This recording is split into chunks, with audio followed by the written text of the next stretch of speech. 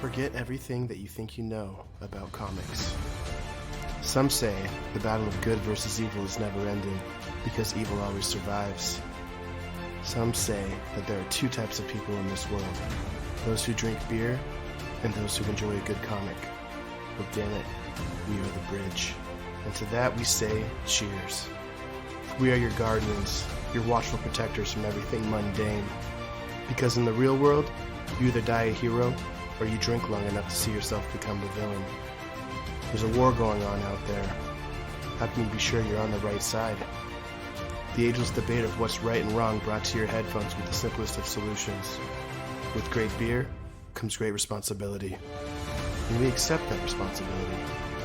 For in brightest day, in blackest night, no evil shall escape our sight.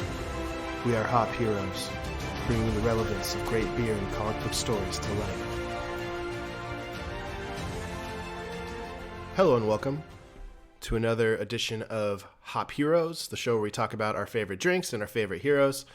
I'm your host, Jordin, and with me as always we have the talented, the artistic, the comic enthusiast, and the heartbroken J.R. Gonzalez. How we living, J.R.? Happy. Very, very happy and thrilled to be alive in these days of my football season's over, so I can feel I it. get to do something else. I can feel the joy. I feel your joy is so believable right now. It's amazing. I can't even contain myself right now. Like, I'm just whatever. But, yeah, happy days. This is the first episode, I think, that we've ever recorded in January where Tom Brady hasn't been, first off, currently alive in the playoffs, but second off, it's the first time I've ever seen JR crack a beer on an episode where we're not doing a beverage breakdown. So you seem to be firing all cylinders, JR. I love it. A little peer pressure. A little bit A little peer pressure, a little depression. You mix that all up. I think Stir it up. I'm very, very A susceptible little to peer pressure depressure at the moment. Yeah, just depressed with. Yeah, not that depressed, but not happy. I just feel like the dynasty's over, bro. Like, No, stop That's saying only- that already. It's over, man. Oh my god. it's over, dude. Game over, Give man. it a Game break. over. TB12's not coming back. That's what everybody's saying, but we'll see. Even if he does, what do you And have even to if he build does, off of? exactly. I mean, he's not a good quarterback anymore. I don't know. It didn't look that bad to me. Everybody just needs to get off the horse of, oh, it's over. I mean, give it a break. I mean, last year Patrick Mahomes was the shit, and now this year it's He's still the shit. He's What still do the you shit. mean? Lamar- and Brady was Lamar healthy Jackson's the shit. But all year. I mean, he didn't do that well this year either. I mean, hurt. the He was Saints lost. injured. He was injured. His knee moved out of the place, but whatever. His knee But, moved out of place. Yeah, I don't know. I'm never gonna discount the Patriots until he is actually really stopped playing. Here's what's gonna happen. Bill Belichick is going to be like, I have something to prove, and I'm going to go to a new team and win a Super Bowl with that new team because that's going to cement my legacy. And Dude, he doesn't He's need to do gonna, anything else like, to cement that shit. he's going to coach the Cowboys. Oh my god. Or Tom Brady, because they're definitely not going to re-sign that guy. So and he's in a free agent year. So he's going to shop around, and he's going to take the team that's going to bid the most. And guess what team is going to bid the most for him? The LA Chargers, bro. He's going to be the quarterback for the LA Chargers. What?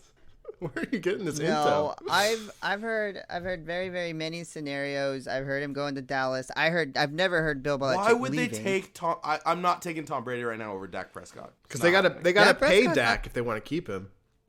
Yeah, I'm paying Dak before I pay Tom Brady. What the Tom fuck? Brady will Why be would I a do budget. Like Dak's gonna be fucking expensive. He's gonna want top money.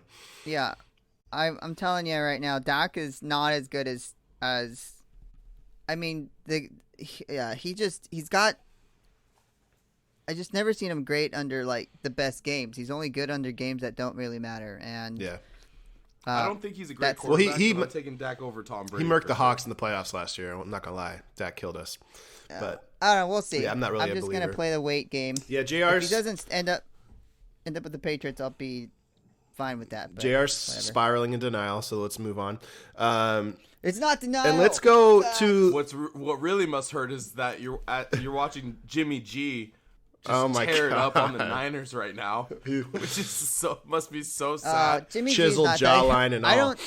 Dude, Well, that should have been guarantee it. that should have been the guy that took over the throne. Like that should have y'all should have just kept him. Tom Brady should have waltzed out. Jimmy G should have taken Tried the to throne. move on. Zach does not want to move on. He wants to live here. I'm sorry. I just feel like there's just so much. I don't There's so much I don't there. think that's true. I think everybody keeps forgetting that he literally wasn't. They were in the Super Bowl last year. They literally was in the Super Bowl the year before. They literally, I mean, they missed the 2000. I mean, come on. It's not like the guy just. It's not like the ball's fluttering in the air. The ball still gets He there. has no weapons. I mean, he has no He's fucking weapons. He's starting to get that Peyton Manning ugly duck throw. Oh no, you are not. That is The not neck true. post-neck surgery? Peyton Manning threw a duck, dude. That was like he was throwing let me get left-handed. this. That was so bad. Dude, he throw. Like he knows the threw play. He knows where he wants to go with the ball. It's just the Throw a ball's duck. just. Peyton had to crow hop to throw like a 5-yard slant. Yeah. Dude, that was Yeah. that Yeah. was painful to That watch. is And they not won a happening Super to Bowl. Tom Brady. They still won a Super Bowl though. Physically, he's Yeah. struggling to Oh man, that's funny. Well, let's introduce our third host here who's been Let's not. Kind of a Let's little just skip him. Today. Zach Barlow, aka I want to say the real MVP of the Seahawks victory today. Zach, how are you living? You know, I'm living pretty well, Jordan. Seahawks won today, and it's been a pleasure watching them just defeat the Philadelphia Eagles. It's going to be a pleasure watching them march straight to the Super Bowl because I honestly feel like we could take Green Bay and Lambeau next week. That's a winnable game. Oh, yeah. Easy money sniper. You know what else I did today, Jordan? Before we move on from the Seahawks, I want to get to what you did today. But I just want to say, your prodigy, the person you trained with all offseason, DK Metcalf, he showed up big today. I just want to thank you for that. Bruh, he's the new Megatron. Dude, I don't know what you did to him, but... We have a Calvin Johnson on our roster. Russell Wilson literally has a young, budding Calvin on the roster right now. And I'm telling you, it's gonna be real dirty for the rest of the league for the next 10 years. You thought the last 10 years were bad? Oof. Oof. Wait for the next. I'm telling you, it's gonna be bad, bro. We're gonna just do so much damage to this league. Oh man, we got 2 number 1 wideouts now. I love it. Yeah, and Tyler Lockett is a beast too. God, he always has this one jaw dropping tiptoe over the shoulder catch like every week. It's just insane. I remember when Dougie Fresh was on the squad, and then he left, and I was like, nobody's ever gonna be able to replace Dougie. But like, I watched Tyler play, and I'm like, all right, so what Tyler brings to the table is like blistering speed with Dougie Fresh like hands, where he just like makes these insane catches. Mm-hmm. It's just like, all right, well, damn, I was wrong. I love Dougie Fresh, but I just feel like Tyler Lockett is better. I think that he has definitely a higher ceiling. Yeah, he's faster. Yeah. He's been relatively healthy, but yeah, I love Tyler. I mean, come on. Me too. Imagine if we still had Josh Gordon. God, remember him? Fuck, that would have been crazy. Forgot. But what were you gonna say? What else did you do today, Zach? So today, I took a dance class. Jordan, and JR. I took a dance class. What? You know what I did? Yeah, you're backing up your info on the Patriots with your dance class. You know what? JR, it's cool because I watched that game very closely. I studied the game of football as you all know, but today I actually had to walk out of the Seahawks game a little bit early because I had a waltz class. I said waltz, and you actually went to waltz. It literally is a waltz class that I'm taking with Alicia and her parents and my mom. And Your I probably mom? shouldn't say this. And Alicia's It parents. might have. Maybe that was supposed to be a surprise. I don't know. But, here's the thing, guys. The world knows now, bro. Oh. Well, all 6 of our listeners. So that's. Hey. But here's the thing. Hey, there's 7. Boys. We have a wedding coming up, and here's what I'm not gonna do. Waltz Just with your sit mom. up there for the mother-son dance and wedding dance and all that shit, and make 100 people watch me sway back and forth. That's not happening. What is gonna happen is I'm gonna fucking drop some dope beats, and I'm gonna just fucking silver lining playbook some people and just show them that I'm gruff. I have a dark past, Gruff, but I also have a 6-pack, and I have like swift feet. You're not any, and don't have any of those things you just said. I'm basically Bradley Cooper, Jordan. So you run around with a trash bag and you have mental problems? Is that? Yeah. So that's part of gruff and a dark past. Don't get too granular, bro. Just let it ride. Oh fuck. That makes me so happy. I can't even talk anymore. I can't. So. I'm so happy that you're waltzing with your in-laws and your mom on a Sunday. You had to leave the Seahawks playoff game, a 1-score game, early to go to waltz lessons. Trojan horse, man. You weren't lying. Hey, but we caught the fourth quarter. Oh. It wasn't that bad. Okay. We were in Seattle. Okay. It was a good time. Yeah, as long as you catch the end. You can literally watch just the fourth quarter of We any missed Seahawks the third game. quarter for a waltz lesson, and then we went back into a bar for the fourth quarter and grabbed another beer. Oh. Finish the game. Oh, well, fuck. That's just a good Sunday. That completely Yeah, changed it was a great Sunday. Yeah, Coming off a great you don't need to watch any other quarter besides the fourth when it's the Hawks game. That's the only quarter that seems to matter. All right, well, such a glorious intro. Oh, man, so many good highlights. Well, we're going to get into our topic of the day. It's another reaction episode. We've had a few of these now, and we're going to have a couple more because there's just so much good TV out there right now. We got to get it to your ear holes. But we're recapping The Mandalorian, the Disney Plus headline of their of their new program, and honestly, it's the talk of the town, as some might say, with all the Star Wars, the recent saga ending, Disney Plus starting, Mandalorian hopping on. There's a lot to talk about. So, without further ado, JR, you want to hop into story time? Just kind of give us a breakdown of what the Mandalorian story is. Yeah, let's start. So it is I guess they're calling it kind of like a space western, kind of like it's obviously a web television because it's only through Disney Plus, but it takes part 5 years after the Return of the Jedi, 25 years before The Force Awakens, and it's the character Mandalorian is a kind of a species of warriors, right, from a certain planet of areas, and it stars one specific. So if anybody doesn't know what a Mandalorian is, they kind of didn't put these into the actual movies. What they did was these were a lot more on the animated series where they talked about it, and that's Boba Fett, if the most famous one, obviously. And so since people gravitated towards that character a lot throughout the years, they kind of came up with this series, and it follows this Mandalorian who's a bounty hunter, which is what they kind of are, and trying to kind of traveling around, saving. I can read a quote here from Jon Favreau, which is the writer and creator of the show. Love me some Fav. And he talked. What? Are you there? Yeah, I just said love me some Favreau. He's my boy. Okay, cool. After the stories of Jango and Boba Fett, another warrior emerges in Star Wars universe. The Mandalorian is set after the fall of the Empire and before the emergence of the First Order. The series depicts a lone bounty hunter in the outer reaches of the galaxy, far from the authority of the New Republic. And that's from Jon Favreau describing his show.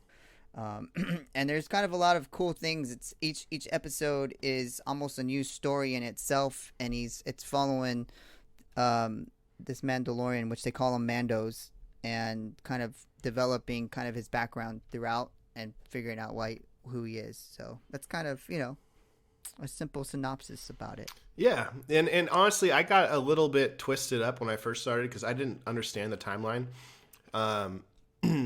Spoilers galore, so listeners, if you ever listen to our episodes, you know what's coming. But you know what it is. Yeah, you know what it is. The Baby Yoda reveal threw me off because when I first saw it, I thought that Baby Yoda was a young Yoda. I didn't know the time that we were in, and this. So you thought it was actually Yoda? I thought it was like a prequel. Yeah, another one. Yeah. It's like Jesus Christ. And it's super crucial to really kind of zoom in on the time that we're in because. I think that could be like an easy mistake that a lot of people make. So that character cannot actually be Yoda. And like I think it's also kind of doubly confusing because the internet has like dubbed the character Baby Yoda. And so it's real easy to be like, "Oh, that is Yoda." It's not. It cannot be Yoda. Yoda is dead at this point. Whoa, I thought Yoda was I thought the spirit of Yoda was channeled into your new cat, Zach. What the hell happened? That loves to be held all the time. Yeah. the Baby Yoda. By the way, if anybody wants that fucking creature, let me know. Yeah. So Yoda is actually in my living room right now and just cries all the time at my feet and wants to be fucking put in a goddamn baby manger. So it's a Baby Yoda, dude. Yeah, sure. But Yoda is actually dead at this point, so that character is, although called Baby Yoda, not actually Yoda. It's a different character. I just want to make that point. Yeah, and honestly, what confused me about the timelines, and I swear, I thought this the entire series. I thought Carl Weathers' character was Lando. And I forgot that Carl Weathers didn't play Lando like earlier in the movie. And in your mind, you're like, oh yeah, Carl Weathers obviously played Lando. It's probably the most racist thing I've ever said in my life, but I thought Lando was clearly Apollo Creed. Yeah, what the fuck? Let's break that down. I'm sorry. How do you come to that conclusion? I didn't even think about it. It's just like, oh, Lando's in this. Cool. At least I recognize one character. Jeez. And it wasn't him at all. So that threw me off. I was like, oh, Lando's old, so it can't be a prequel. And it was definitely not Lando. So I was all over the place when I first started this, but then I did some research to get an idea of the timeline. And once you do that, yeah, it makes a lot more sense. But it's basically what JR said. I mean, it's a spaghetti Western type deal in space. And for those that don't know what a spaghetti Western is, it's like the Westerns that they would make in Italy. If you haven't seen Once Upon a Time in Hollywood, go see it. But Leo plays a spaghetti Western actor. And it's kind of like the old Westerns, but with a little bit less seriousness to it and a little bit more irony and comedic dialogue and sarcasm and stuff like that. So a little bit lighter Western, which this I think definitely captured and did a great job of. But basically, we can dive into it. I mean, what do you guys? I also think that Mandalorian is. I think that it's like an oversimplification to just call it like a space Western or spaghetti Western, because I feel like it draws like so heavily, almost equally as heavily from old samurai movies. Yeah. And I feel like the Mandalorian himself is like very kind of driven from, or a derivative of samurai characters, because it's code. This is the way. Like, I can't take my helmet off because this is my, like, I just feel like that code doesn't exist so much in spaghetti westerns. No, I feel like you're right, and I think that the Star Wars in general is like the Jedi are almost like samurais. I mean, I think that's what they were based off of when they were originally written. It was kind of like samurais in space. It was basically what the Jedi are, and Mando is not a Jedi by any means, and Jedi don't even seem to be relevant in this this timeline, because you don't see lightsabers really at all until the very end. But that the code, the honor, the whole piece, like the creed or whatever they take, like, yeah, I totally see that. Right. The samurai aspect is huge. And there's like a really famous old samurai movie. It's called Lone Wolf and Cub, and it's about this formidable samurai warrior named, here I go. I'm gonna attempt this, and I apologize if I butcher this. Ogami Ito. And essentially he's like a master swordsman, and then he stumbles upon a child, and then kind of takes to the child, and then, you know, it's a story of like the adventures of him while he has to kind of not only protect the child, but like kind of keep the child a secret and so on and so forth. And I feel like that Mandalorian has just drawn a ton from that story. I'm glad this was a story that ran. It's actually a manga that ran between 1970 and 1976. I'm glad you said that, Zach, because that's my opinion on the whole show. Really, is that it's pulls from a lot of other tropes. It's just a manga from 1970. No, it's just pulls. It's a manga from 1970s. Is the first thought I had. No, I think that it's just this. Man, I have a lot of opinions on this, and they're not very popular. But I think that Mandalorian was the least original thing I've seen in a really long time. I can agree with that. I thought it was just everything was predictable. The character, the character dialogue, don't get me started. But like the storyline of the hardened loner who finds a child and that softens him and makes him change his code, like that has been like, it's like fucking the Hound and Arya. Like it's just a common thing, and oh man, everybody's flipping out over Baby Yoda, but it's just fucking Gizmo from Gremlins. Like that's literally what Baby Yoda looks like. Just put green ears on Gizmo, and it's the same fucking character. Even the mechanics look the same as Gizmo. Nothing creative. No, I just don't think that it was. I don't. This is getting such high praise, and everybody loves it, and everybody I talk to loves it, and I'm just like, what? Like, I have a lot of opinions, but the part that really gets me is that it's just no originality from my perspective. I feel like this is the most original show that Disney has done in Star Wars since they bought the property. Yes. All right. How? I'll crack the second beer for that one. Because this doesn't have anything to do with the Skywalkers. It doesn't have anything to do with like that whole story. Plus, it seems to have a plan, which I feel like the new trilogy, the Skywalker trilogy with Rey, kind of seems so freaking super random. This has a plan, whereas, okay, you know, this is gonna happen, this is gonna happen, this is gonna happen. Cowboy Bebop. Let's go to Cowboy Bebop.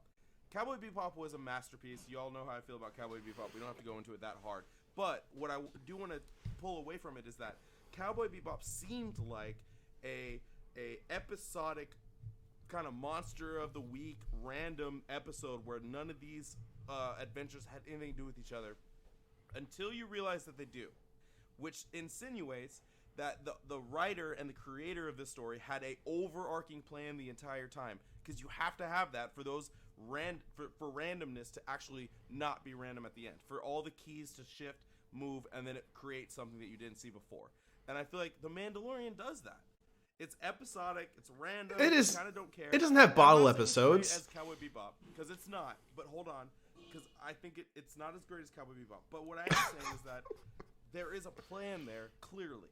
And I do feel that it's a pretty original story. You have a original character. This guy has nothing to do with Boba Fett. Everybody thought that he was going to be, you know, a clone of Boba Fett or Boba Fett himself, right? It has nothing to do with the Skywalkers. It has nothing to do with what was previously established. And it's a story that just goes in a different direction, and I feel like that is original. But I'm not. Whereas Rey is like, I haven't seen the last movie, so don't spoil it. What? You haven't? I haven't seen it yet. Yeah, me either. That shows how much Like Disney is I haven't either. Disney has ruined Star Wars, Han man. Solo's son. Rey is probably goddamn Luke Skywalker's daughter. Like, who knows? But it's like they're clearly just riffing off of shit that's already happened. And Mandalorian is not. Yeah, it is. You just said what it was riffing off of. Just because it's not riffing off of Star Wars doesn't mean it's not riffing off something else that's already been done. It's ripping off of, but let's like kind of put it into context though, because every other property that Disney's done has clearly riffed off of something that's already happened within the same property. Oh, so they went. So Jon Favreau went outside of Star Wars. Now we're putting in some type of homework, Jordan. We're actually looking at other shit to put into Star Wars. I feel like it's more original than just saying, oh, you know, surprise, surprise.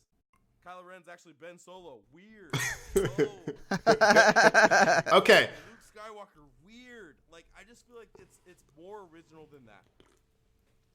I don't disagree with that. I think that the ever since, honestly, the fucking prequels were terrible. Like when going back, they were good. I liked them when they came out, but rewatched them, they were pretty bad.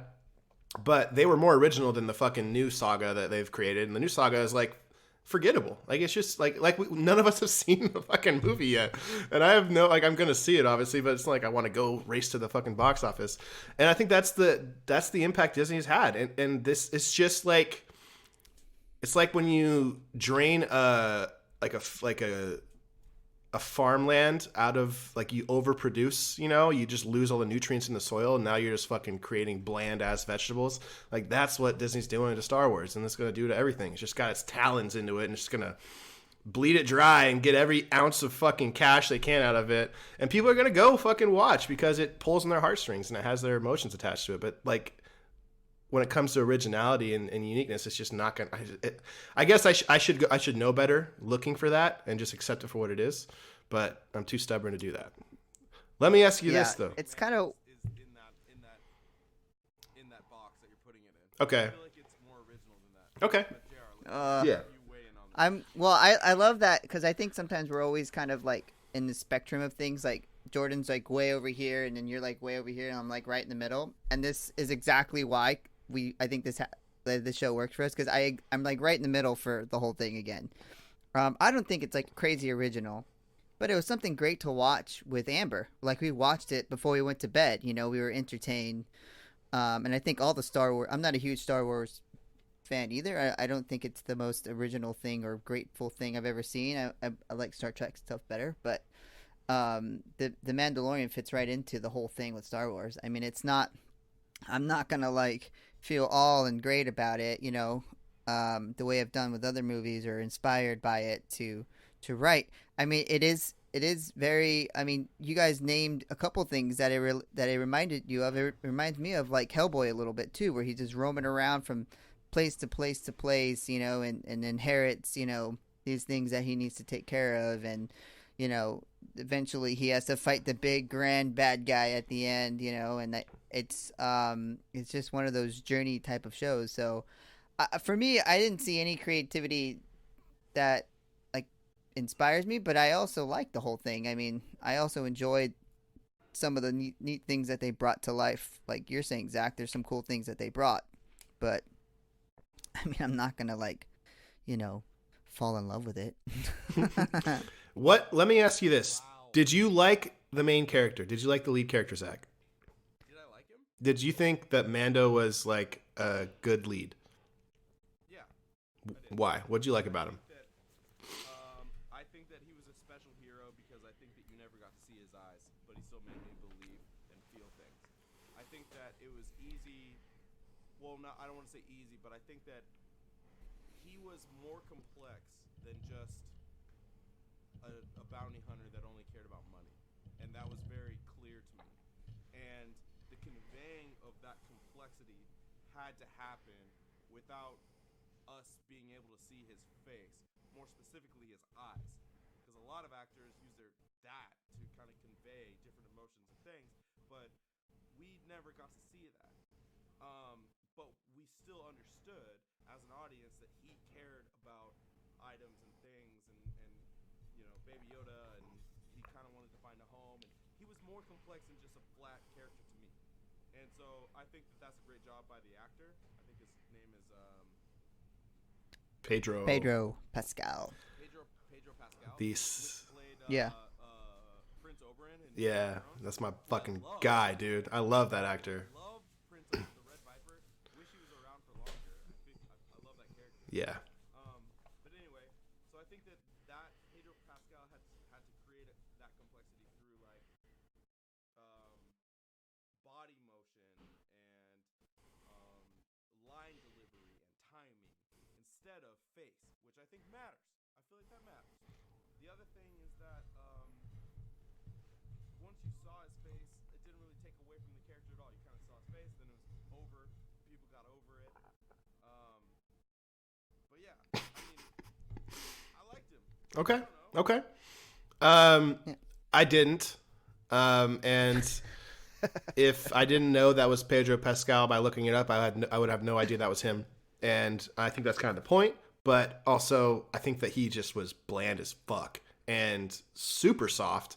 And like, he's supposed to be this hardened bounty hunter, but he, like, usually in this common trope, which it is, the hardened loner is softened over time and like eventually starts to feel. In this, he was just soft from the get-go. And I know he's not, he was like in a, wherever the Mandalorians took him in. So he's not a Mandalorian born. He's a outsider or whatever. So he has probably more of a conscience. Call him like a youngling or something. He's from another planet, right?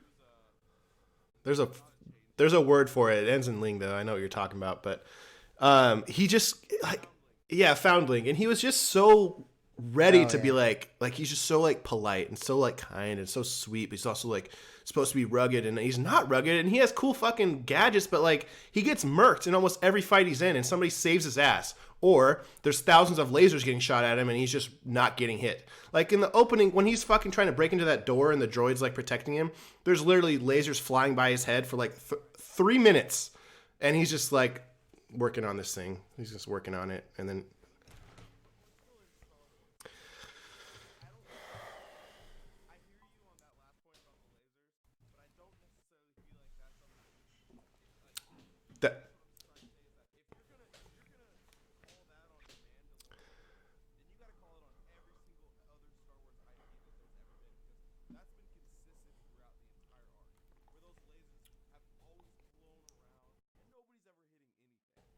I agree with you, but I don't think I think it was more obvious in this than it's been obvious in those. I want to say the Phantom Menace and those movies were pretty, like Clone Wars, there was a lot of lasers flying around, but usually like the Jedi's blocking shit and everything. But they have like lightsabers, they're blocking shit and everything. Like it's just, I don't know. I feel like they make him out to be like this, the greatest bounty hunter in the parsec, where the hell the client said.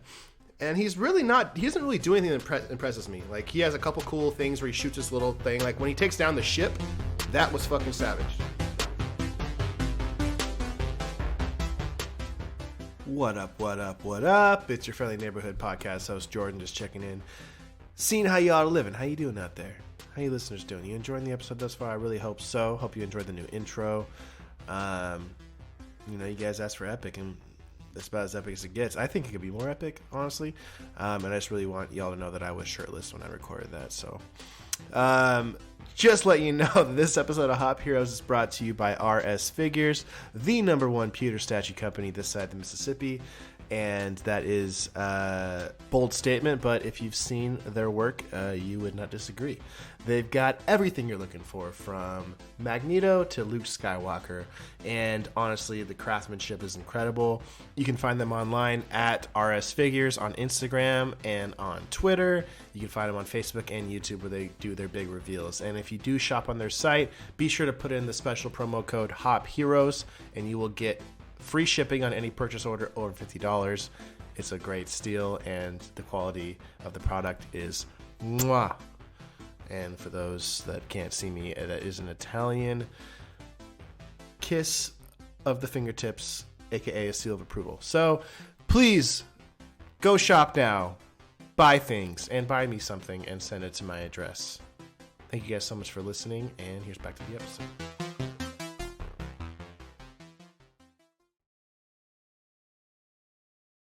That was dope. Okay, let's go through savage moments of The Mandalorian. Okay, let's talk about times you guys ass kicked too. Let's do that.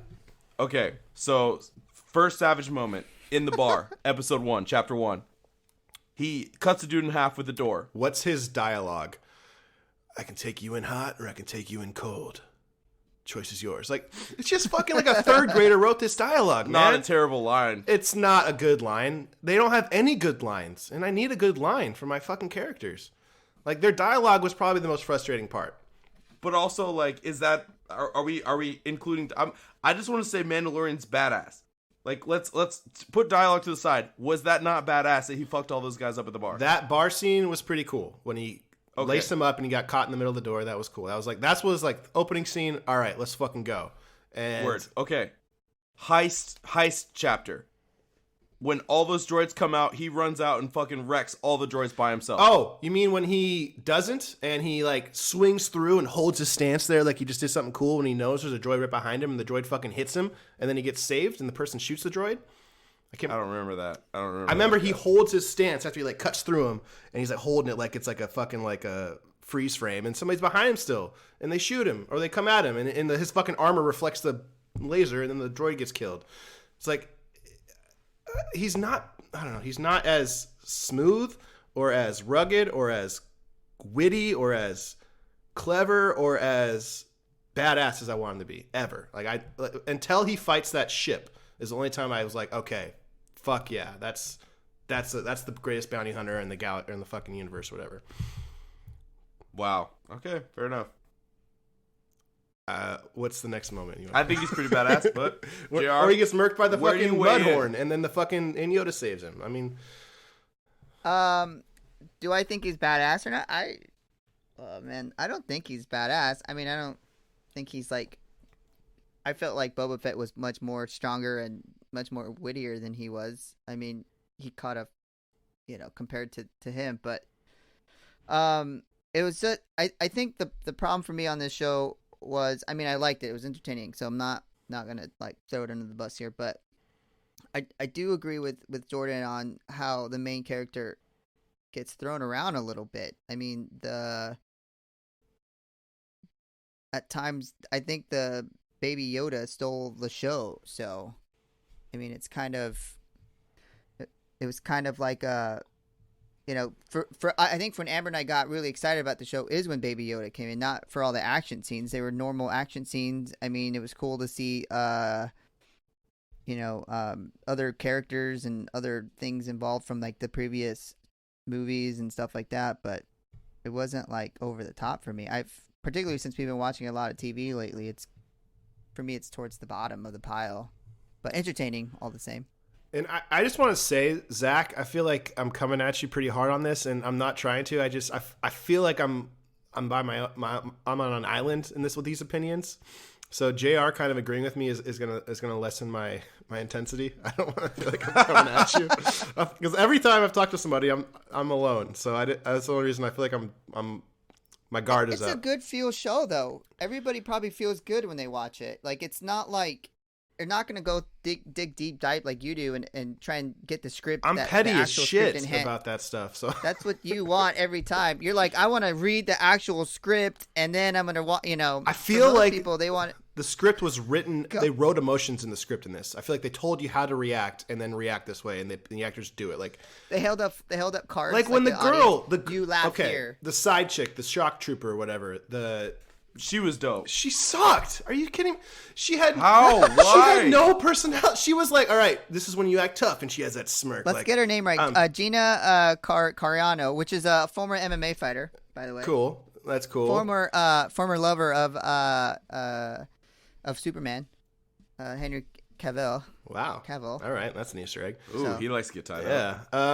No, yeah. Would she beat my ass? Absolutely. But was she was more dramatic than like cool or tough. Like she just she was like the girl that could also kick your ass and but had like that arrogant smirk, but she was also not. Her dialogue sucked too. Like the fucking when they're arm wrestling and Yoda chokes her out and and then Yoda stops. He's like, no, stop it. And then what is his name? Queel. It's like, oh, Curious or whatever. And she goes, Curious? He almost ripped my head off. And it's like, are you kidding me? Like, give me something better than that. Like, she just has no personality. And then and they go to the town and they train the town how to defend themselves in a day with all the shooting and the... It was a montage scene, Jordin. It was more than a day. It was a day. They said relax. It was a montage. They said it's coming tonight. And they had to train them in a day. That's a montage. But by the also, way, Quill was I feel Nick like there was Nolte. like cool lines in this show, like "This is the way." This is the way. That's a memorable line. I've spoken or whatever he says. The Queel guy. I like Queel. Queel was cool. Queel is badass as shit. Yeah. I have spoken. Dope. Badass. I did like that. He was pretty cool. I felt pretty bad when he died. That was the coolest part of the show when he died, though, because I did not think they would do that. Mando first met the shock trooper and they like beat the shit out of each other, and then they had a stalemate. The fight scenes were actually okay. Like, interrupted it with soup, and then Mando was like, "Would you like some soup?" That was cool. Yeah, it was cool, man. I'll give you another cool part when Baby Yoda ate the frog. That was funny. Yeah. And here's the thing that we haven't even discussed. We haven't even touched on yet, which we got to because this is seriously the best part of the show. IG-11. Oh my fuck! You want to talk about the droid? Hands down, the best part of the show. What is with your affiliation with droids, dude? You're like the opposite of Mando. You fucking love droids. I fucking love droids. Dude, I don't love droids. You named your cat after a droid. Okay, because that's clearly the best character from the best Star Wars movie that there's ever been. But Rogue. Oh god. All right, we're not going into that. I think sometimes people have hard times with the droid name. So IG-11 is the bounty hunter droid who turned into the nurse droid. Into the nurse droid. And let's be real. He's programmed to take care of the child. And what's he do? He puts him on his chest and takes him in the heart of the battlefield. Like, how is that a nurse program decision? To take him because he knows that he's about to fuck shit up, bro. He gets murdered. The place the kid can be. All right, episode 1, IG-11 comes through. Wild Wild West episode, really cool episode, and he's just wrecking shit all over. But what's funny is that they start to lose the fight, and he keeps trying to self-destruct. I'm gonna self-destruct now, and Mando's like, no, don't self-destruct. Like he keeps having to get talked out of self-destructing. You guys didn't like that? I thought that was hilarious. That was cool. Okay, so then, whatever. Mando ends up capping the dude in the head from behind, like a bitch. But anyway, and then everybody thought IG was dead. IG gets alive by Quill, kind of rebuilt, reprogrammed to be a nurse droid. And then IG ends up saving the day at the end by not only saving Baby Yoda from those biker stormtroopers, but also that scene at the very end when he was walking through the lava and then finally he self-destructs. Okay. Bruh, come on. Overarching narrative, what are we talking about? If you tie it to the first episode, that's cool, but it's also like, I feel like it was so unnecessary. Like, the whole finale pissed me off because fucking Gus from Breaking Bad, whoever his name is, the bad guy, he has him cornered with this giant weapon pointing at him, and he goes, I'll give you till nightfall till decide. And it's like fucking noon. That was crazy. That's like, what are we doing here? Why are you giving him till nightfall? You already kidnapped the kid, and the kid's like waiting up on the hill. Like, they have the kid, and they're just like waiting for them to decide. Like, makes no fucking sense. And they finally, none of this. That's a lot of time to figure something out. None of the stuff. Just trying to say. It's all like put in place for the story, but doesn't make, like, would never actually happen. And when they go through the battle and Mando's wounded and like, no, leave me. I'm not going to make it. You know I'm not going to make it. Leave me. And the droid comes in and sprays some fucking Febreze on his shoulder. And he walks out. He's fine. Like, it's just like... He doesn't walk out as fine. He's definitely hurt. But he's able to walk. He knew he was going to die. And couldn't even get lifted up. And then a little bit of a spray on his shoulder. But it's also a sci-fi movie, Jordin. So, I mean, there's technology that we don't understand. Which is a problem that I think we should circle back to. But please continue. Why are they the only... Like, if that technology exists... and you can literally program it into a fucking nurse droid, I think you'd carry a little canister of it on your hip. Like, if you can just spray a wound and you're fine when you're about to die, I would have that on me at all times. I feel like your problem isn't with Mandalorian, it's with Star Wars as a whole. Oh, it is with Disney and Star Wars, absolutely. I am 100% on that. Sure, we can key in on Disney, and I think that's warranted, but I think it's bigger than that. Well, Star Wars was at least original. Now it doesn't even have that. So that's what Disney's not letting it die. So it creates, like, I was fine with Star Wars because it was original. Now it's not original, and the cheesiness is getting worse. So it's a whole thing for me. I'm getting hot. I'm getting hot. How are we gonna feel about it when they're really choking out all these Marvel things out here too, and but what's different with Marvel that is who knows how long it'll last. It has great character development. Like, the way that they went about Marvel was seamless. Like, they created these characters and they created buy-in. Like, what I feel like this movie, like Mandalorian, the main character, Jin or whatever his name is, he's like Tony Stark without any personality and less gadgets. He's Iron Man, but not as cool or as fun. But Jordin, it's a different model, bro. Like, we're not coming out with Mando like movie 1, movie 2, movie 3. We're coming out as episodic series that's going to continue. And so, I mean, maybe season 1 we don't know a ton about. I mean, let's think about it. This was clearly purposefully done. Clearly so. You didn't even find his name out or see his face until the last episode of the season, which is to say that their whole purpose was to try to create a unnamed hero to just kind of have a mask and then push the narrative forward by himself. And then we still don't know who Baby Yoda is, which is them clearly purposefully creating a narrative in which we don't get the answers that we need, so we tune in for season 2, which, I mean, who's to say if that works or not? I think it might, but of course there's not character development yet because they're trying to withhold that information from us. You should have a character development in your main character in the first season of a show. I love Tony Stark from Iron Man 1. I loved him. Everybody does. I don't like fucking The Mandalorian. I have no interest in his character. He's just there. He's got no edge, and he's also soft and gets his ass saved a lot. So I have no buy-in, and I didn't agree. Like, I didn't believe the only conversation in this entire season I believed was the conversation between the two stormtroopers while they have the baby up on top of the hill. Their banter back and forth was the only believable conversation in the entire season. Oh, that was hilarious. Yeah. That's a when good they're both part on their there. speeder bikes. Yeah, he's like, can I really see it? And he wants to see the baby like, so bad. that was the only conversation. Like, wow, this is what it should be the whole time. Like, this is actual, realistic, believable conversation. And that was the only time I saw it. And then your boy comes in and murks him. But they're stormtroopers. Who gives a fuck? But that was the only time they get murked. Yeah, they're there to get murked. Exactly, it's their job. But that's the only time I believe the dialogue. And this is I am Zach. You're in the majority here. You are right. I'm not saying I'm right. Like, this is how the world feels. This is how you feel, and I feel like it's gonna get a great review when we do our craft or trash. It's gonna have a higher ranking than I give it, and season 2 is gonna be beloved, I'm sure. But like, I just think that they're getting away with pulling out heartstrings and redoing tropes that are believable, and they're not doing it with the character development that they had in Marvel. So I feel like that's why it doesn't have the same legs. And it's a typical Disney production, right? I mean, that's what they do in every movie. I mean, how many Disney movies do you cry in? Oh, Pixar, yeah, they'll just pull every single one. Pull at you. Everyone. They know what works, and they fucking just prod at you until you cry. but also, I feel like this might be a different methodology, right? Because, like you said, in Marvel they do clear character development, even in Disney movies, right? I mean, clearly they do character development. Simba starts as a cub and then ends up being the king, and you know exactly what his motives are throughout the entire story. But what I'm saying is that you want to talk about originality. We're sitting right in front of it. This is something that Disney is taking a new model. They're saying, I'm going to name another story in which the protagonist, you never ever see his face, ever. The entire time. The protagonist, you never see his face?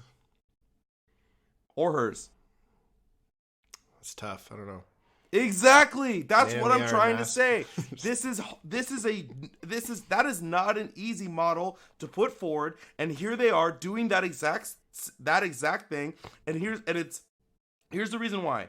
Because they know, no matter what, there's going to be people like you, Jordin, and there's going to be people like you, JR, but guess fucking what? Season 2 comes around, you're going to sit your ass right back down on that couch, and you're going to watch Season 2. And if they know that for a fact, because they're Disney, and this is Star Wars, and this is The Mandalorian, what they can do is they can change the game. They don't have to give you the nuggets that you want and that you expect. They can take those away from you, withhold them, in order for a bigger payoff later, which I'm hoping will happen.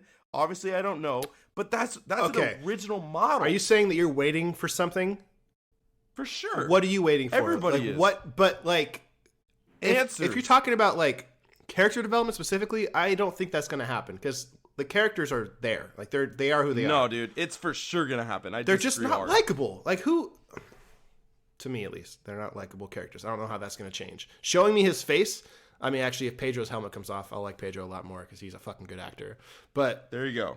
I don't know. I love your optimism, and I mean, you're obviously you enjoy the show, so it's warranted optimism. But I don't have that same hope, I guess. At least you see that originality, dude. The originality of yes, not having a protagonist show his face, I think that's cool, and I knew it'd be a challenge, and they are taking the challenge on, and they're succeeding. I agree with that. I just think that the dialogue could still be better, you know? One last thing, I wrote down a bunch of issues I had. One last issue I had was after the final battle, fucking Lando, who obviously I know isn't Lando, and fucking the MMA fighter girl, I don't know. Like, literally moments after the battle, they both simultaneously decide they're going to live on that planet. Like, we're just going to stay here.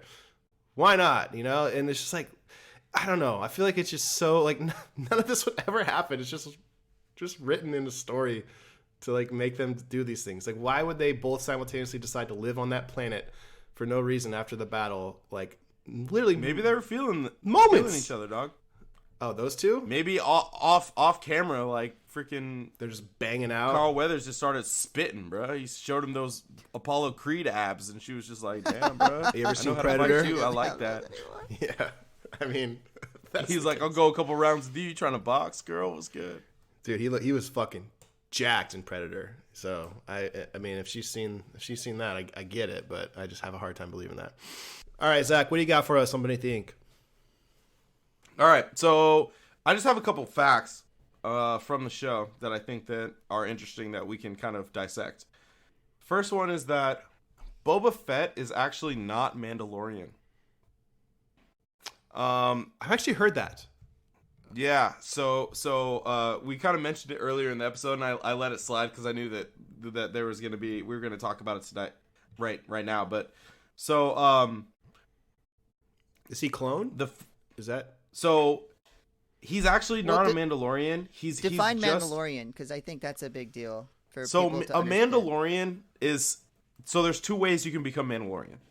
But I guess like the umbrella way to define it, or the higher level way that would encapsulate both of those ways, is that a Mandalorian embraces the culture of Mandoa, which is derivative of Mandalore, which is a planet in which the Mandalorians have come from. But that doesn't necessarily mean that you have to be Mandalorian as in a race to be a Mandalorian. You can also embrace the culture. So it's almost like as a religion. Foundling. Yeah. So it's So it's kind of a race and a religion. It's both of those things, derivative of the planet Mandalore. Boba Fett is A, not Mandalorian, and B, not a practitioner of the culture of Mandoa. This dude is straight up just a bounty hunter that wears the armor. God, he's so much cooler than fucking the Mandalorian. No, he's Jordin. Boba Fett. No, he is not. He's just a fucking. He is not wearing the gear. Does not. Yeah, but the Mandalorian is also not from like the Mandalorian planet. Correct. But he worships. So he follows the code, though. But Yeah. exactly, he's a foundling who practices the, I guess you could call it, culture or religion of Mandoa, which makes him a Mandalorian. Does that make sense? Yeah, it makes Boba even fucking cooler. He doesn't give a fuck. No, he don't follow no that's rules, not how dog. that's not. God, that's not what we need. Who needs rules, son? This is my world.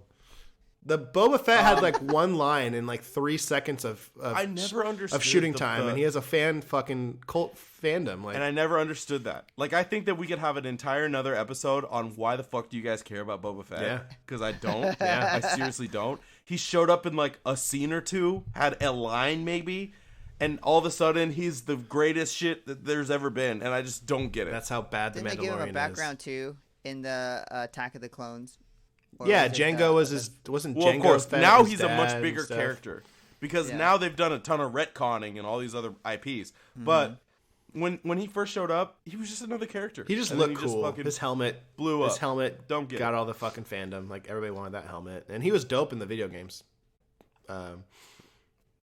Anyways, Anyway. what's your other fun fact? Okay, so the armor that Mandalorians wear, it's called Beskar armor. Beskar armor simply means Mandalorian steel. Beskar armor is actually able to stand up against blasters and lightsabers. Wow. Wow. So it's pretty fucking dope. Yeah. And speaking of lightsabers, the Mandalorians were actually in a great ancient war with the Jedi Order, and are pretty much considered the I don't want to say biggest nemesis, because obviously that's like the Sith. It's not that they're rivals. It's more that they almost won the war. Like they're equals basically, almost. Wow. So I'll just, this is the Wars of the Jedi. I have a little thing. One of their greatest claims to fame is the long series of ancient conflicts between Mandalorian Crusaders and the Jedi and Old Republic. While the Jedi were, in the end, victorious, the Mandalorians were some of the fiercest adversaries the Force users ever came across. Able to adapt quickly to adverse situations, the Mandalorians designed their armor and technology to combat the abilities of the Jedi. A combination of jetpacks, grapples, explosives, and flamethrowers all served to counter a Jedi's force abilities. And while their planet was scorched, Mandalore was scorched in the final battle of the war, to the point of being uninhabitable, members of the Vizsla clan were able to reclaim the Darksaber, one of the most lusted after heirlooms. Which is my next point. But before we get to that point, there's a couple things that we should talk about here. First, A, Mandalorians were in a war with the Jedis. B, they almost won. They were pretty close. C, Mandalore was destroyed in the final battle of the War of the Jedis. So a lot of times in the show, there's flashbacks to, droids. Why does Mando hate droids? Yeah. And I think it goes a little bit deeper than that, because in our mind, the good guys are the Jedi. But the droids served the Jedis in the Clone Wars. And am I wrong about that? Wait, I might be wrong about that. No, you're right. They were actually brought in by there was like an island or something being created that was by Liam Neeson's character. Qui-Gon Jinn. Qui-Gon, when he was developing this clone. Not White Kanye. Qui-Gon. Qui-Gon. Hey, Qui-Gon. a.k.a. White Kanye. A.k.a. White Kanye. I like But that anyway, name better. okay, so yeah. All right, I thought I was right about that. So what I'm saying is that they keep flashing back to this point where the droids killed, people obviously on whatever planet. But that was our good guys that were behind that. That was America's heroes, the Jedis, that destroyed this planet and made it so now the Mandalorians are fucking vagabonds running from planet to planet and forced to be bounty hunters. That's because of the Jedis, the people that you think are heroes. So what happens when you fuck with the champs, dog? You live in the sewers. You know what I'm saying? I think the Jedi conversation's a good one. It's a thick one where is it good or bad? I mean, obviously you look at it's bad. What do you mean? Jedis are bad? They could turn good or bad. No. I think there's a good argument on what they really are. I mean, right. But here's my problem. Jedis are not like we can't just sit here and say based on the lore that we know that Jedis are 150% the heroes of the situation. What's happening right now is that we're starting to find that the dark side and the light side might not be such a dichotomy. It might not be such a binary in which that we were kind of groomed upon to accept. Like there's the bad guy and then the good guy, or the hero's journey, right? Just Joseph Campbell type of narrative. What we're starting to understand is that it's just simply gray matter. It's gray area, political power, right? These Jedis had an enemy. They made some decisions. The decisions led to millions of innocent people being killed and a planet being destroyed, which led to a race of people being vagabonds and kind of destroying the entire race. I mean, is that your hero? Is that the Luke? Is that the shining knight Luke Skywalker? Is that what you think would happen with his order? I think that... Of course not. Of course not. That's not a hero. I think that there's more to it. And I think that Mandalorian, I mean, that's very interesting lore, but like Finn said that back in Force Awakens. I mean, when he was a stormtrooper that turned good, like that was really the first time you saw an evil character. I mean, besides Darth Vader throwing the Emperor down the shaft, I guess, but that was more out of family ties than like a change of, loyalty. I just think that, yeah, it's politics. I mean, every side's going to have a reason to hate the other or to defend their territory or to attack the other if the reason is like for the greater good or whatever in their own minds. Like this goes back to the morality conversation we had in the Watchmen episode. Like, even though, but for the greater good can't be like. There's no way destroying the planet is for the greater good. I'm saying it's to their own greater good in that decision. Like we don't know what happened there. We don't know what the Mandalorians are planning on doing. We don't know what like. Who knows? And when it goes to Mando, like he's the good one, right? But like when he's in around his peers seem like shitheads until they eventually fight for him a little bit. But like, and they saved his ass. Yeah, they do save him. Everybody saves his fucking ass. But I just think that we don't know enough. But that is interesting. I mean, yeah, the Jedi's destroying a planet is like what is that Sith? Like that's like some Death Star weird. Shit. Yeah, that's like what the Death Star was. Yeah, the planet destroyed. Yeah, so I would like to know more about that. Cause that's and here they are doing the same shit. We're only hearing one side of it, though. I feel like maybe that's an argument. You're for right, a later Jordan. date. You're only hearing one side, the right side. The only side that matters. Okay, all right. Wait. All right, let's move on. Are you a practicer of the Mandalore? The next one is about the Darksaber. Did you guys see? I'm sure you saw it at the very end. The dude from Breaking Bad pulls out this black lightsaber. Yeah, that was dope. So I didn't think it was a lightsaber. Was it a lightsaber? Yeah, it is, and that's a very, very important item in this story. And so I'm going to read this little thing. So, possibly the most interesting lightsaber ever constructed is the Darksaber. The hilt is shaped quite unconventionally, with far sharper edges than the ordinary lightsaber, and the blade is black, something never before seen. This blade, which is a symbol of Mandalore, and has thus been used to unite the people of Mandalore, was constructed by Tar Visra, Vizsla, the first Mandalorian ever inducted into the Jedi Order. Since its recovery from the Jedi Temple, it was wielded by Pre Vizsla, Sabine Wren, and Bo-Katan Kryze. So, famous people who don't really matter for this conversation, but what does matter is that it was constructed by the Mandalorians and the Jedis coming together. A Mandalorian and a Jedi became a Jedi, and it got the first black lightsaber there ever was. And then if you go back to my last point, before the planet was destroyed, and while the planet was scorched in the final battle of the war to the point of being uninhabitable, members of the Vizsla clan, which is that Vizsla character I just mentioned, were able to reclaim the Darksaber, one of their most lusted after heirlooms. So they still have it. That's interesting. It came out in a book. It sounds so like, what's, right? So what's that? What's that mean? Who's Gus? Really? Like, what's his? He might be a Mandalorian. Okay, that's interesting. And did he die in the crash? Did it ever show it? Do we know? Nah, no way. It never showed it if he died or not. They got way more story to tell from that guy for him to die. That's interesting. Okay, I like that.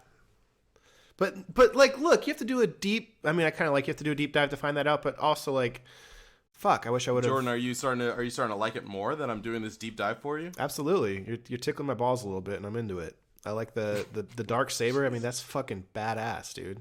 And it's a Mandalorian like a olive branch between them and the Jedis. Like, I think that's fucking and the cool. Jedis destroyed their home planet. Like, you thought it was just cool. droids. It's not just droids. It's the Jedis that did that. Yeah, I like that. Okay. I got some appreciation for the future. I'm into that. For season 2. Yeah. Which is All set right. to come out at the end of the year. All right, couple more things. One is that Darth Maul at one point was the ruler of Mandalore. That's fucking badass. Okay. That's cool. The other thing is that Duchess Satine, who was the ruler of Mandalore for much longer, kind of like the I guess more kind of cornerstone ruler of Mandalore, was Obi-Wan Kenobi's love interest. Yeah, and she died, and Obi-Wan Kenobi said multiple times that at her word, at any point, if she would have asked him to, he would have left the Jedi Order for her.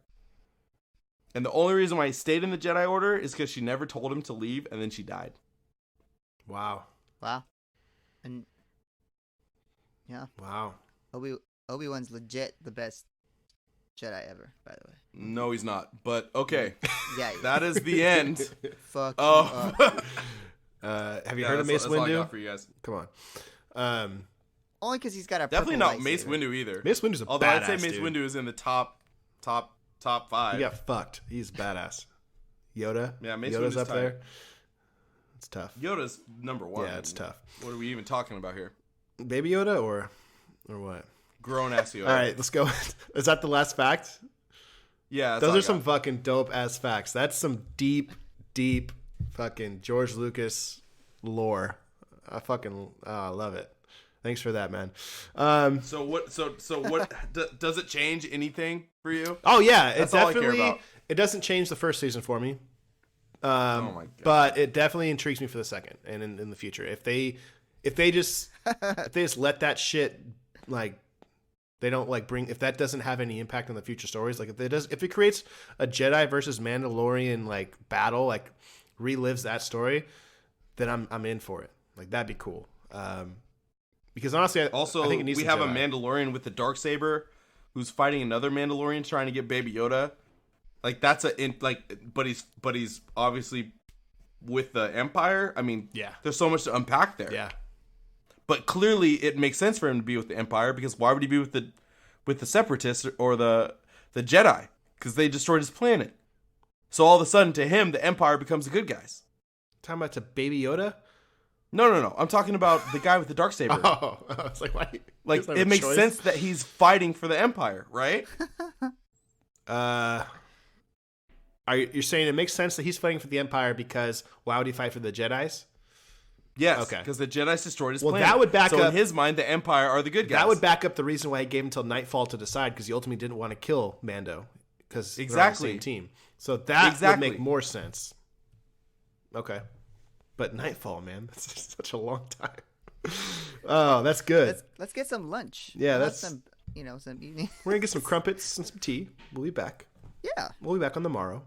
Very interesting stuff. Okay, well that makes me think a little bit. Before I change my opinion too much, let's go into craft or trash so I can get this off my chest. Oh God. I'll go first. I'm gonna give it a trash, and I'm gonna give it a 4.5. Are you fucking kidding me? And you're gonna give this a trash? Yeah, man. I didn't want to watch it. I watched it because I was doing it for the show, but I was not intrigued. The action was cool. Oh my God. It wasn't overwhelmingly cool. I liked a couple parts of it. I didn't like any of the characters. I didn't really connect with any of the characters. I didn't believe any of the dialogue. I thought it was over Disneyed to the fucking That's gonna become a term. extreme. And I just felt like it was just hey, this is what people like, so we're gonna put this block in this holder. We'll put this block in this holder, and we know that's gonna work because people will like it. I feel like if this wasn't Star Wars, nobody would give a shit. Oh my God. So that's my score, 4.5. Let's go to JR. Let's let Zach save it. Bring it in, JR. What do you got? I'm gonna give it a craft, but barely. I'm gonna give it a 6. What the fuck? Yeah. I have to. I'm watching so many other shows that I have to think of Spectrum here, and this is at the bottom. It was great and entertaining. Amber and I loved watching it together. It's definitely a family show, but where I'm intrigued and surprised, I was not surprised at all. I did not say what the fuck happened there. I did like the dark saber. I didn't realize it was a dark saber, but I thought it was just some electric sword, because there's stormtroopers have that kind of weapon, so they're those specials. I've been playing Fallen Order a lot, so of course I know all these things, but yeah, I mean 6 is, I think, pretty good for me. I mean it's not I'm not, we loved it because we got to watch something together, I guess is what I should say, but other than that, it was. So if you watched that by yourself, would it be even lower? Probably, because Amber and I got to enjoy it together. I mean, the Yoda stuff was great. I was excited to watch every episode, but as a whole, after you think about it, because every Sunday or whatever we watch it Sunday nights, it was great to watch. But after a couple days or a week after it's gone, you're like, that was okay. I thought I really hope they didn't pull. I thought when they pulled his mask off, I was a little disappointed, honestly. I thought they were going to keep it on the whole time. Couldn't even tell it was Pedro either, yeah. No, Amber's like, oh, he should have kept the mask on. That's what she said. All right. Bring us home, Z. What you got? Save the children. Save the Can't believe you save the guys. cheerleader, save the world. I can't believe you guys. I am upset to call you my peers. Bro, this show created a cultural phenomenon in Baby Yoda. Oh my God, it's Gizmo.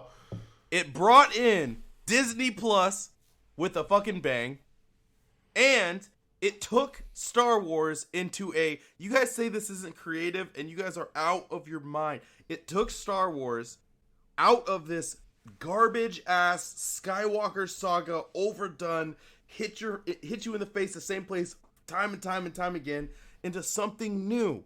It created a world, because here's what Star Wars really is. An entire world, an entire universe that we should be able to explore. But what we get every time is this Skywalker saga that really only focuses on one family and their entire story. But what this does, it says, fuck all that. We got nothing to do with that. But we're going to show you what actually the world looks like in Star Wars, which I feel like is actually really fucking cool. Here's a random Mandalorian. He finds a random little baby Yoda. And here's a random shock trooper. And it just shows you just how vast and interesting this world can be. Plus, it's episodic, adventure of the week, with an overarching story, which takes planning. And it's got Baby Yoda in it, which is cute as fucking shit. Do I think this is the best show ever? No. I actually think it gets a little bit weak in the middle. I think episode 4 and 5 are trash. Not good. But I think episode 1, 2, and 3 are really good, and I think episode 6 on are really good, and I think episode 9 is fucking phenomenal, like riveting type of storytelling. So overall, it's a great show, and I just can't believe you guys are not seeing this. I give it a 9. A 9. Wow. Wow. That will tip the old scale there. All right. I feel like that 9 is just to be argumentative. So that gives us a score of a 6.5. What do we got? What do we got on the old RT, the Rotten Tomatoes? Bruh, you guys make us very wrong. All right, so the critics gave it a 94%. Yeah. The audience gave it a 93. Yeah. Yeah. So you guys literally are bringing me down right now. I'm much better without you. This is what I'm learning. And I think that maybe I should just start a solo project or something because... Like about Han Solo? Me or up. like just...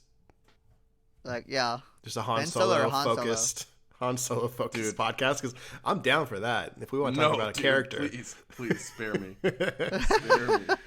Oh, fuck. All right. Wow. Oh, man. Okay. Well, I expected that. So I knew I was in the minority here. I'm glad the JR is actually kind of close to me. That makes me feel happy. I'm not just a grumpy old man saying get off my lawn, Disney. After the fact, so let me ask you a question now that we've already kind of done the scoring. Does it actually change? Because you said, let me get to the score before my mind changes. Jordin, you said that before we scored. Yeah. Like, what does that actually mean? That means that there's some Easter eggs in there that make the long-term story, gives it way more potential. But ultimately, I didn't... Some hope, right? Yeah, but I just don't fucking care about any of these characters. And that's what it is for me always. I have to buy into the character, and I don't give a shit about any of them. Not even Baby Yoda. It's like a little fucking mechanical Furby. You keep saying Gremlins. I just think of like the Gremlins theme It's song. like a mix of Gremlin and fucking Gizmo. Like they look like that's basically what Baby Yoda was to me. It's a big fucking Furby. But, Disney knows what they're doing, and I obviously don't. So that's where we're at. Yeah, they make a lot of money. Yeah. I'm glad you're fighting for the people, Z. All right. Anything you guys want to plug before we take off? No, I'm good.